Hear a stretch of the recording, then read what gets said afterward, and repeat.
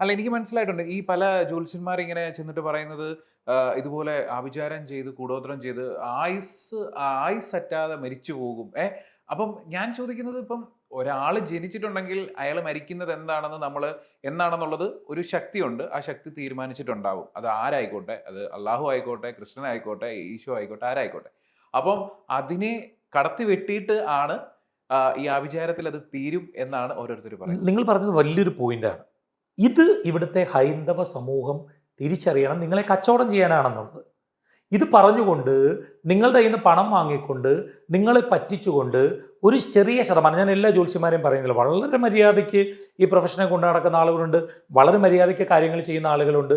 ഒരു ചെറിയ ശതമാനം ആളുകൾ ഇത് കച്ചവടമാണ്, കച്ചവടമാക്കാം എന്ന് ചിന്തിച്ചുകൊണ്ട് ഇവർ വരികയാണ്. താങ്കൾ പറഞ്ഞ വളരെ വലിയ പോയിന്റാണ്. ഇപ്പം താങ്കൾ പറഞ്ഞതുകൊണ്ട് എങ്കിലും ആളുകൾ ശ്രദ്ധിക്കുക. അതായത് നമ്മൾ പറയും നമ്മൾ ദൈവവിശ്വാസികൾ, ദൈവം നമുക്കൊരു ആയുസ് നിശ്ചയിച്ചിരിക്കുന്നു. ഇതിൻ്റെ ഇടയ്ക്ക് ഒരുത്തിന് കൂടുപാത്രം ചെയ്ത് നമ്മളെ തകർക്കാമെങ്കിൽ ദൈവത്തെക്കാൾ വലിയവൻ ഇവനാണ്. അതെ, അങ്ങനെ ദൈവവിശ്വാസിയാണ് നീ എന്ന് പറയുകയും ഇപ്പുറത്തൊരുത്തിന് ആഭിചാരം ചെയ്ത് നമ്മളെ ഇല്ലാതാക്കുകയും ചെയ്യാന്ന് പറഞ്ഞാൽ നീ ദൈവവിശ്വാസിയാണോ ഇവന്റെ വിശ്വാസിയാണോ?